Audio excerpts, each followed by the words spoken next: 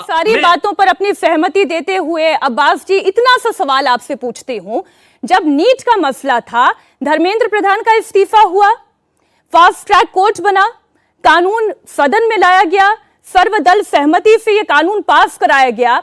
आज तो छात्र कोई इस्तीफा भी नहीं मांग रहा, वो तो सिर्फ ये कह रहा है कि भाई सीबीआई जांच करवा दो, अकाउंटेबिलिटी तय कर दो, ईडी जांच करवा दो। क्या ये मांग इतनी बड़ी है कि सरकार को उसके लिए एक डेलीगेशन तैयार करना पड़ रहा है, बातचीत के लिए 13 दिन का इंतजार करना पड़ रहा है? मुझे जवाब हाँ या ना में चाहिए। मीनाक्षी जी, ऐसे बाइनरी जवाब नहीं होता है। मई और जून में नीट का एग्जाम पहली बार हुआ था, परीक्षाएं लीक हुई, एनटीए की जो डायरेक्टर थे, एनटीए के किसी भी अधिकारी के ऊपर सरकार ने जेपीएससी कहूंगी, आप मुझे नीट और एनटीए कहते रहेंगे, इस तरीके का दो रवैया नहीं चल सकता सर। बिल्कुल आज मैं झारखंड के मसले पर बात करने बैठी हूँ, मैं झारखंड के मसले पर ही बात सुनूंगी। बिल्कुल, आप मुझे ये बताइए कि सीबीआई जांच होनी चाहिए या नहीं होनी चाहिए? नहीं, बिल्कुल, जांच तो सरकार करा ही रही है, जांच तो सरकार करा ही रही है। सीआईडी जांच करा रही, छात्रों की मांग सीबीआई जांच की है। अच्छा, छात्रों की जो मांग है, छात्रों की जो मांग है, छात्र मुख्यमंत्री के साथ बैठेंगे,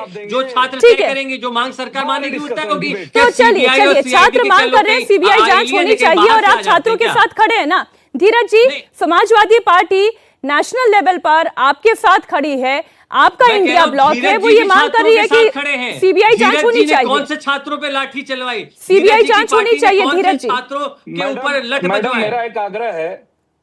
मेरा एक आग्रह है कि झारखंड को इतना छोटा मत समझा जाए कि झारखंड की जवाब लेने के लिए उत्तर प्रदेश, हरियाणा, दिल्ली तक आपको सवाल करना पड़े। आप झारखंड के यहाँ सत्ताधारी, सर मैंने तो दिल्ली पे सवाल नहीं पूछा था, अब्बास जी राठी जी लेकर आएंगे। हैदर जी से पूछ रही है कि जेपीएससी का सीबीआई जांच होना चाहिए, हम बताएंगे होना चाहिए कि नहीं होना चाहिए, क्यों नहीं हो रहा है, होना चाहिए नहीं होना चाहिए। जेपीएससी 1 और 2 मैडम हुआ था, बहुत युवा एंकर हैं आप, आपको भी इस बात की जानकारी होनी चाहिए। झारखंड में 2003 में जेपीएससी 1 हुआ, उसके बाद जेपीएससी 2 हुआ, दोनों में भ्रष्टाचार हुआ। यहाँ जो अभी भाजपा के नेता है बाबूलाल मरांडी, उनकी बहू की नियुक्ति उसमें हुई। सहयोगी दल है आजसू, उनके भाई की उसमें नियुक्ति हुई। मामला सीबीआई को सौंपा गया। 20 साल में उसका क्या फलाफल निकला, कोई अता पता नहीं है।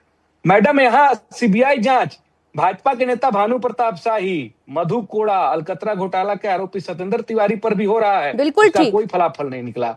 हम आधा से ज्यादा जांच कर चुके हैं मैडम, हम अपना लीड छोड़कर सीआईडी को और जांच देते सीबीआई को, ताकि इस पर सियासत और जो मेन लूहौल है उस पर काम ही ना हो। कहां से गड़बड़ हुआ, किसने गड़बड़ किया, कौन भ्रष्टाचारी है, कौन युवाओं के भविष्य को खा रहा है। 2 लाइन और बता दूं कि कंधे युवा के बोझ सियासत का, सपने युवा के खेल सत्ता का। कमाल की राजनीति है साहब, भविष्य किसी और का, फायदा किसी और का। एबीवीपी का लड़का स्याही छिड़क दिया आयशा के अध्यक्ष पर, जो आज विधानसभा घेराव करने जा रहे थे छात्रों के हित में, वो तो हमारे खिलाफ घेराव है। फिर भी हम पूछ रहे हैं कि क्यों आप स्याही फेंक रहे हैं, क्यों आप उन विद्यार्थी परिषद के कार्यकर्ता उतावले हो रहे हैं। शांतिपूर्ण प्रदर्शन है ना, क्यों उसको उग्र आंदोलन के रूप में लाना चाहते हैं? क्योंकि भारतीय जनता पार्टी अपने महाधिवक्ता को उस डेलीगेट में लाना चाहती है। भारतीय जनता पार्टी अपने नेता को उस डेलीगेट में लाना चाहते हैं। युवा नहीं रहेंगे, भारतीय जनता पार्टी के महाधिवक्ता रहेंगे, उनके नेता रहेंगे, कॉलेज माफिया रहेंगे। सरकार कॉलेज माफिया से बात करने के लिए बैठी है।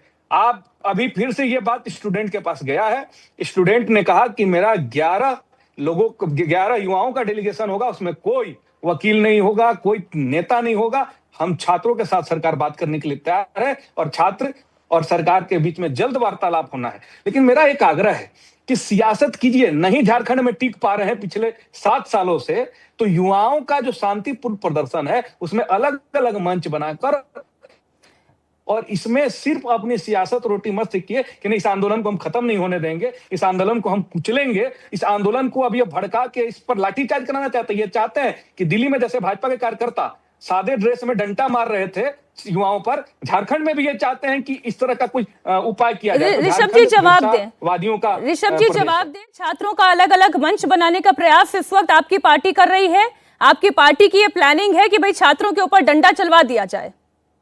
मीनाक्षी जी, बहुत शालीनता से मैंने पूरी वक्तव्य को सुना, उम्मीद करूंगा बीच में इंटरप्ट नहीं करेंगे, जो जेएमएम की गंदी आदत है। एकदम नहीं करेंगे। सब सिलसिले वाइज जवाब दे रहा हूँ, सिलसिलेवार जवाब दे रहा हूं। पहला विषय, बार बार आपने जब नहीं करिएगा आप जब ये आपका डिबेट अभी शुरू हुआ, जब आप एसपी के पास गए तो आपने स्पष्ट रूप से कहा कि यूपी की मांग करते हैं, जिसको राजनीतिक बहरापन और राजनीतिक मोतियाबिंद है उसका इलाज नहीं है, तो ये मीडिया हर विषय उठाता है। दूसरे पॉइंट पे मैं आता हूं, बार बार ये विषय निकल कर आ रहा है झारखंड के जेएमएम के प्रवक्ताओं के द्वारा कि हमने कौन सा लाठीचार्ज किया, हमने कौन सा पैलेट गन चलाए, हमने कौन सा वाटर कैनन चलाया। भाई साहब, झारखंड के युवा ना तो गंदी गालियां दे रहा है, ना तो घेराव करके सदन को जलाने निकल रहा है, ना तो पत्थर चला रहा है। झारखंड का युवा सदन को जलाने निकले थे क्या दिल्ली में? देखिए, बीच में नहीं वापस बोला, लो, अपने बीच शब्द में को नहीं वापस बोला। लो। एक एक करके बात होगी। गलत देखिए, आप धीरज जी जब बोल रहे थे बीच में किसी ने नहीं टोका, अब जब बीजेपी का प्रवक्ता बोल रहा है बीच में कोई नहीं टोकेगा, बाकी की आवाज डाउन करिए, एक एक करके बात होगी। ये राजनीतिक भेड़िया है। केवल एक प्रवक्ता की आवाज आएगी, उसके बाद अगले प्रवक्ता के पास जाऊंगी, तब उनको बोलने का मौका होगा। ऋषभ, अपने आप बात पूरी करें, फिर अन्य प्रवक्ता के पास। बिल्कुल मैडम, अब दूसरे विषय पे मैं आता हूं। इधर उधर की बातें कर रहे हैं, चोर चोर चिल्ला के खुद की चोरी छुपाए और झारखंड के मुद्दे पे मुंह पे फेविकॉल लगाए। ये कहने का विषय क्या है? अगर आप जेपीएससी की बात कर रहे हैं तो क्यों जेएमएम के मुख्य प्रवक्ता की वाइफ को सदस्य बना है और उसे जांच करवा रहे हो? आप सीडीआई जांच करवा रहे हो और यहां पे दलील दे रहे हो। झारखंड की हालत पता है, स्वास्थ्य मंत्री इरफान अंसारी के क्षेत्र में जच्चा बच्चा सदर अस्पताल में मर गया। क्यों? क्योंकि इरफान अंसारी को अपना कार्यक्रम प्यारा था। झारखंड के अंदर बालू खनन, जब सारे मुद्दे निकाले हो झारखंड के तो निकालो। मैं नेशनल मीडिया पैनलिस्ट हूं, लेकिन मेरी मातृभूमि झारखंड है। सताया हूं आपकी सरकार के द्वारा। आपको वक्तव्य सुनना है। स्वाति कुमारी रो रो कर आज इमरजेंसी में भर्ती हो गई, उसी छात्र जयपाल सिंह मुंडा स्टेडियम से। कौन सुनने आया? एक सरकार का प्रतिनिधि नहीं आया। बंधु तिर्की राजनीति के लिए रास्ता भिजवाएंगे और सीना ठोक के कहता हूं, कोई भी विदेश देश विरोधी तत्व झारखंड को बदनाम करने आएगा तो उसको जवाबदेही देना पड़ेगा, विरोध का सामना करना पड़ेगा। सरकार आपकी है, जांच कराइए। यहां तो जांच कराएंगे नहीं, शर्म आती है बोलने पे। जब बात सीबीआई जांच की हो रही है तो इधर की बात उधर की बात, एक बात नहीं कहा कि हाँ डर क्या है। मीनाक्षी जी, मैं क्रोनोलॉजी नहीं, सुनिए। जो जेएमएम के प्रवक्ता कह रहे हैं, वो ये कह रहे हैं ऋषभ कि वो ये एकदम साफ तौर पर कह रहे हैं कि भाई सीआईडी जांच इस वक्त अपने एकदम अंतिम मोड़ पर आ गई है, दूध का दूध और पानी का पानी होने जा रहा है। आप इस जांच को डिरेल कर देने के लिए सीबीआई के हवाले करना चाह रहे हैं, जिससे कि पुराने गड़े मुर्दे ना उखाड़े जाएं और ये मामला खत्म हो जाए। मीनाक्षी जी, सबसे पहला मांग क्या है मैं आपको बता रहा हूं। सबसे पहला मांग ये है कि भैया पहले एग्जाम को रद्द करो। सबसे पहला मांग है कि एग्जाम को रद्द करो, लेकिन ये मांग ये मान नहीं रहे। और दूसरा, सीबीआई जांच से क्यों डर रहे हैं मैं बता रहा हूं। 5 सेकंड में 5 सेकंड। ये सीबीआई जांच से इसलिए डर रहे हैं क्योंकि बात बसंत सोरेन तक जाएगी, बात टीडीपी टीएसआर के थ्रू बसंत सोरेन तक जाएगी, मुंबई की मीटिंग तक जाएगी।